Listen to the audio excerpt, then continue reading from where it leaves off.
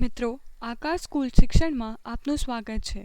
આ વિડીયોમાં આજે આપણે પ્રકરણ યામ ભૂમિતિ વિશે શીખીશું. વિષય સૂચિ.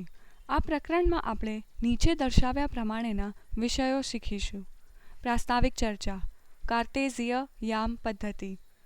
જે બિંદુના યામ આપેલા હોય તેનું સમતલમાં આલેખન. પ્રાસ્તાવિક ચર્ચા. યામ ભૂમિતિના ઉદ્ભવનો મૂળભૂત પાયાનો સિદ્ધાંત એ છે કે સમતલ પર આવેલ કોઈપણ વસ્તુનું સ્થાન વર્ણવવા માટે આપણને બે લંબ રેખાઓની જરૂર પડે છે.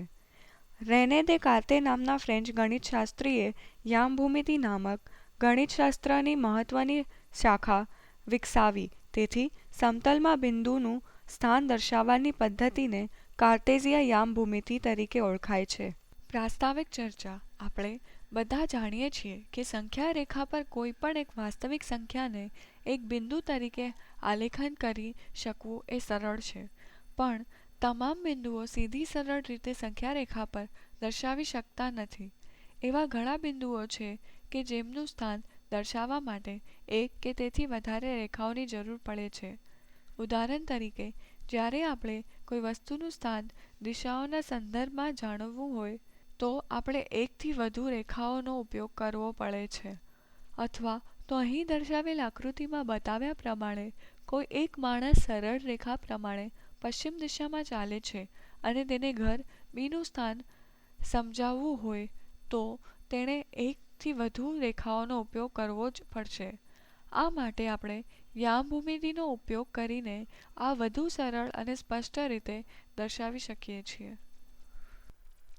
કાર્ટેઝીય યામ પદ્ધતિ.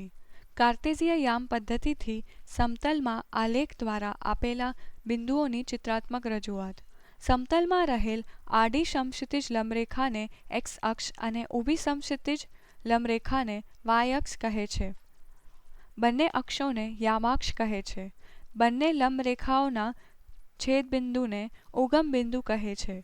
સમતલને યામ સમતલ કે કાર્ટેઝીય સમતલ અથવા XY સમતલ કહે છે. જો A અને B વાસ્તવિક સંખ્યાગણ R ના અતિરિક્ત ઉપગણ હોય તો A અને B નો ગુણાકાર, જેમાં A belongs to A અને B belongs to B હોય તેવી તમામ ક્રમયુક્ત જોડ AB નો ગણ છે. તેથી A into B is equal to AB, where A belongs to A, B belongs to B. કાર્ટેઝીય યામ પદ્ધતિ. A into B બરાબર AB, where A belongs to A, B belongs to B. પ્રત્યેક ક્રમયુક્ત જોડ AB ને સંગત અનન્ય બિંદુ P of AB સમતલમાં છે. અહીં સમતલના પ્રત્યેક બિંદુને સંગત અનન્ય ક્રમયુક્ત જોડ AB ગણ R into R માં છે. A ને P નો X યામ તથા B ને Y યામ કહે છે. X અક્ષ પર ઉગમ બિંદુની જમણી બાજુએ આવેલા બધા જ બિંદુઓ ઘન વાસ્તવિક સંખ્યા છે તથા ડાબી બાજુએ આવેલા બધા જ બિંદુઓ ઋણ વાસ્તવિક સંખ્યા છે.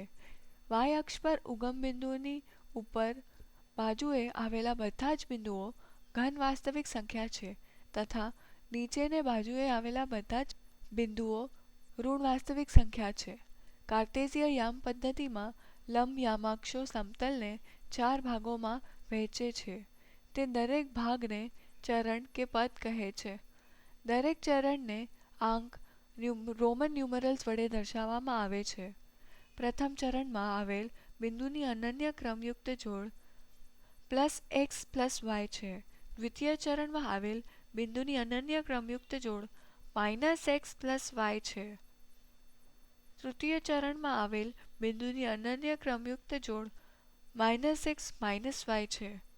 ચતુર્થ ચરણમાં આવેલ બિંદુઓની અનન્ય ક્રમયુક્ત જોડ +x-y છે. અહીં દર્શાવેલ આકૃતિમાં કાર્ટેઝીય સમતલનો અભ્યાસ કરો.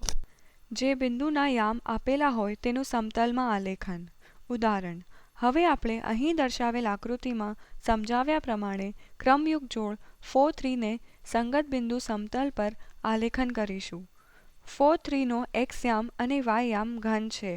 સૌથી પહેલા X અક્ષ પર ઉગમ બિંદુ 0 ની જમણી બાજુએ 4 ને સંગત બિંદુ મેળવો.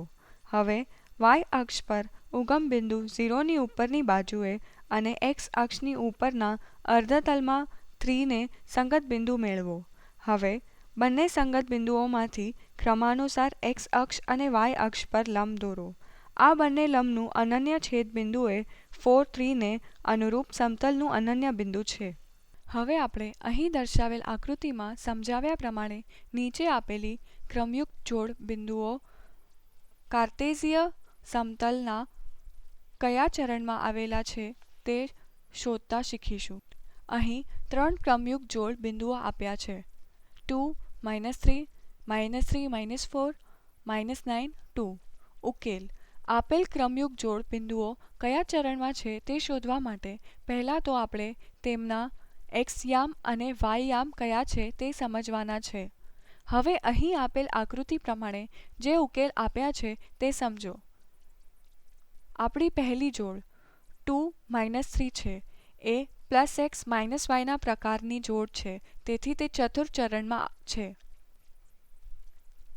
આપણી બીજી જોડ -3, -4 છે એ -x - y ના પ્રકારની જોડ છે, તેથી તે તૃતીય ચરણમાં છે. અને છેલ્લે -9, 2 એ -x + y ના પ્રકારની જોડ છે, તેથી તે દ્વિતીય ચરણમાં છે. ઉદાહરણ બીજું. હવે આ ઉદાહરણમાં આપણે આપેલ બિંદુઓના x યામ અને y યામ કેમ શોધાય અને તેના પરથી ક્રમયુક્ત જોડ શોધવા વિશે શીખીશું. અહીં આપેલ નીચેની આકૃતિમાં દર્શાવેલા બિંદુઓ a, b, c, d, e માટેની કાર્ટેઝીય સમતલમાં આવેલ ક્રમયુક્ત જોડ જણાવો. આ માટે આપણે અહીં આપેલ આકૃતિનું અવલોકન કરો. આપેલ બિંદુઓની સંગત ક્રમયુક્ત જોડ શોધવા માટે પહેલાં તો આપણે તે બિંદુમાંથી બંને યામ પર એક લંબરેખા દોરવી પડશે અને ત્યારબાદ એ બંને લંબરેખાના છેદબિંદુ નોંધો. ઉદાહરણ તરીકે, બિંદુ E પરથી જ્યારે આપણે x યામ પર લંબ દોરીશું તો તે નંબર 2ને છેદશે. તે જ રીતે y યામ પર લંબ દોરીશું તો તે નંબર -4ને છેદશે. તેથી બિંદુ Eની ક્રમયુક્ત જોડ 2, -4 છે. આ પ્રમાણે સમજ્યા પછી હવે બાકીના બિંદુઓની ક્રમયુક્ત જોડ શોધો. તમારી સમજવા મદદ કરવા માટે ઉકેલ આપ્યો છે, તેનો અભ્યાસ કરો. ઉકેલ: બિંદુ A માટેની સંગત ક્રમયુક્ત જોડ -3, 2 છે. બિંદુ B માટેની સંગત ક્રમયુક્ત જોડ 4, 1 છે. બિંદુ C માટેની સંગત ક્રમયુક્ત જોડ 3, 4 છે. બિંદુ D માટેની સંગત ક્રમયુક્ત જોડ -1, -3 છે. બિંદુ E માટેની સંગત ક્રમયુક્ત જોડ 2, -4 છે. સ્વાધ્યાય: આ પ્રકરણને વધુ સારી રીતે સમજવા માટે પ્રકરણનું પુનરાવર્તન કરી સ્વપરીક્ષણ કરવા માટે અહીં આપેલ પ્રશ્નોના સાચા ઉત્તર આપો. આ પ્રોજેક્ટ ભારત સરકારના ICT દ્વારા રાષ્ટ્રીય સાક્ષરતા મિશન દ્વારા આધારભૂત છે. જો કોઈ પણ વિદ્યાર્થીને શંકા હોય તો વિદ્યાર્થી પોતાના પ્રશ્ન અહીં આપેલ ઈમેલ સરનામા પર મોકલી શકે છે. અમે તે પ્રશ્નોના સાચા જવાબ વિદ્યાર્થીને તેના ઈમેલ સરનામા પર મોકલી આપીશું. વધુ માહિતી માટે આ ઈમેલ સરનામા પર કૃપા કરી સંપર્ક કરો. અમારી સાથે જોડાવા માટે ધન્યવાદ.